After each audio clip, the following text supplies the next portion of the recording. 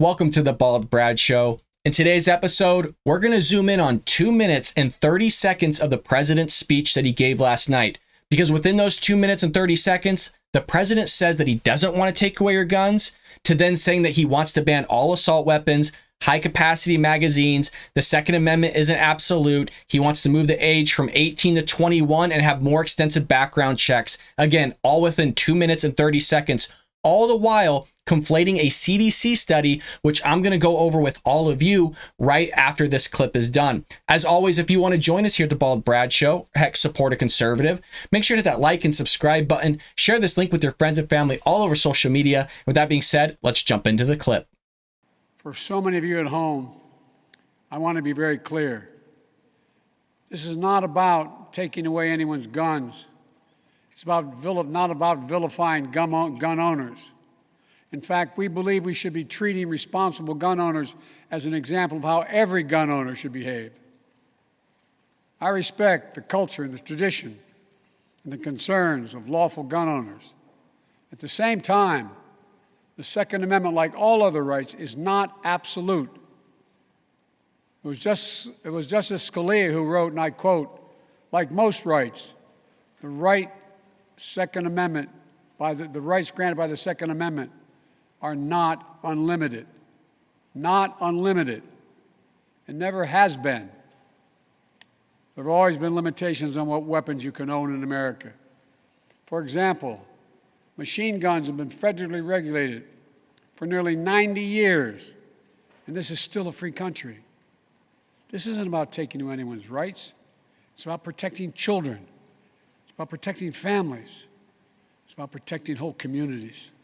It's about protecting our freedom to go to school, to a grocery store, to a church, without being shot and killed. According to new data just released by the Center for Disease Control and Prevention, guns are the #1 killer of children in the United States of America. The #1 killer. More than car accidents, more than cancer. Over the last 2 decades, more school-age children have died from guns than on-duty police officers and active-duty military combined. Think about that. More kids than on-duty cops killed by guns. More kids than soldiers killed by guns. For God's sake, how much more carnage are we willing to accept? How many more innocent American lives must be taken before we say enough, enough? I know that we can't prevent every tragedy, but here's what I believe we have to do. Here's what the overwhelming majority of American people believe we must do. Here's what the families in Buffalo and Uvalde in Texas told us we must do. We need to ban assault weapons and high-capacity magazines. And if we can't ban assault weapons, then we should raise the age to purchase them from 18 to 21. Strengthen background checks, enact safe storage law and red flag laws. So folks, there's the 2 minutes and 30 seconds. I encourage you to actually go over to the White House YouTube page and watch the entire 17 minutes here. I think there is an argument to be had of moving the age from 18 to 21, but if that is the case, then you also need to move the draft and the enlistment age to be 21 as well. But, again, it's astonishing that he can go from 2 minutes and 10 seconds, where we started, to now 4 minutes and what was it, about 40 seconds or 35 seconds to saying all those things that we listed at the beginning of the show in the episode. But he doesn't want to remove your guns, folks, but yet he wants to ban all assault weapons. He even said himself that it's not going to stop everything, but he still wants to do it. So, hey, it's not going to fix the problem. There's still going to be shootings. People are going to find whatever firearm they so choose. As long as it's on the market or the black market, then they're going to go commit these. And then he goes on to say about 18 to 21 that, oh, well, if an 18-year-old isn't going to do it, then, somebody 21 isn't going to do it. All this hubbub stuff that he's coming up with. Now, he talked about the CDC study. And again, his speech here is talking about President Biden delivers remarks on the recent tragic mass shootings, right? So I want to actually show you the article here, just a snippet of it, and then I want to actually show you the study. It says, for the last 2 decades, motor vehicle crashes were the leading cause of death for children. But now the tide has tragically turned and gun-related homicides have taken the top spot, researchers say. The question would be, why?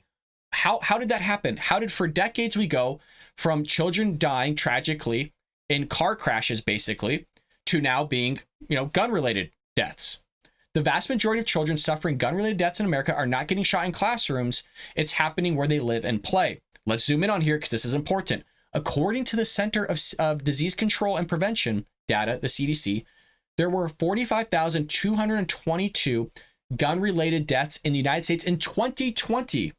That's important where they're pulling this data from. We all know what happened in 2020. You had everything closed down. Kids weren't going to school. People weren't going to work. Some kids were left behind at their home while their parents did go to work. Where do people keep their guns? At home. So you would expect to see a spike in suicides, homicides, all sorts of those things, which again, we're going to go over in a moment.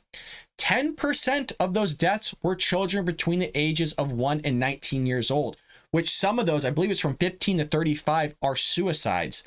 So the way he's conflating these numbers and trying to correlate gun-related deaths to mass shootings, which is what his entire speech is about, in my mind, is irresponsible, and it's kind of gross. So let's read the facts here on what the CDC, because again, this is their website, just to show proof up there, it is at the top, that firearm violence prevention, let's see what they classify as a firearm injury. So a firearm injury is a gunshot wound or penetrating injury from a weapon that uses a powder charge to fire a projectile. Weapons that use a power charge include handguns, rifles, and shotguns. So that's what's going to be utilized here to do their study and kind of conduct what they classify as a firearm. Injuries from air and gas powered guns, BB guns, and pellet guns are not considered firearm injuries, as these types of guns do not use a powder charge to fire a projectile. Now, what are the different types of injuries? They go over here: self-inflicted, unintentional, things of that nature.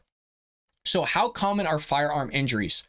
Firearm injuries are a serious public health problem in 2020. So again, it's important to look at the year of when this is coming from, because people weren't on the roads in 2020. That's why you would see a decline in vehicle casualties and then an increase, because people are at home where the firearms are at, an increase in those deaths. So you have these firearm related deaths. That's about 124 people dying from a firearm related injury each day. More than half of firearm related deaths were suicides, and more than 4 out of every 10 were firearm homicides. So more than half, basically out of 6 in 10 people were suicides. More people suffer non-fatal firearm related injuries than die. More than 7 out of every 10 medically treated firearm injuries are from firearm related assaults. Nearly 2 out of every 10 are from unintentional firearm injuries. There are only few intentionally self-inflicted firearm injuries seen in hospital emergency departments. Now check this out. Firearm injuries affect people in all stages of life. In 2020, firearm-related injuries were among the 5 leading causes of death for people the ages of 1 through 44, which encompasses kind of the values that we were looking at before. This part I want to zoom in on.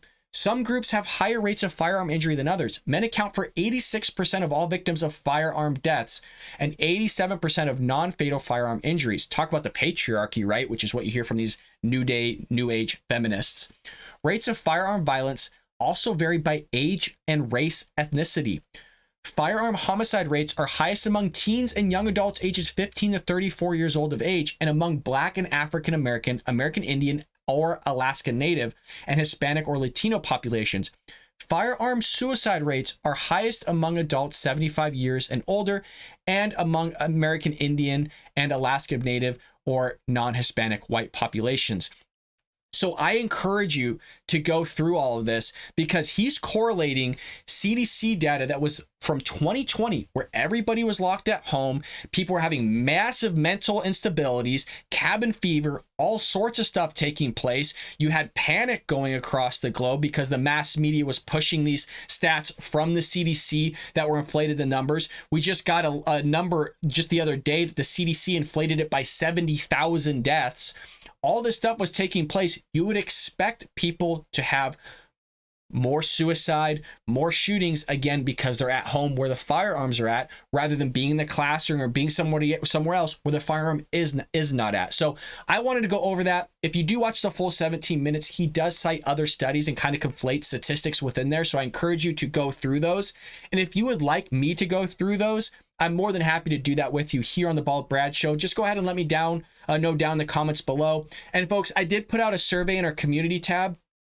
to see how long you want these videos to be. It seems like around 70 to 75% of the audience wants it between 5 minutes and 15 minutes. So I'm gonna try my best to keep the show within there. Just know I can't do a lot within that time frame other than give you guys reactions and some quick stuff here and there like what we're seeing here. If you love this type of stuff, again, your feedback would be greatly appreciated to always help improve the Bald Brad Show. I love all of you. Thank you so much for your kindness and your respect you always show me by watching the show, watching the advertisements, and just frankly supporting the channel.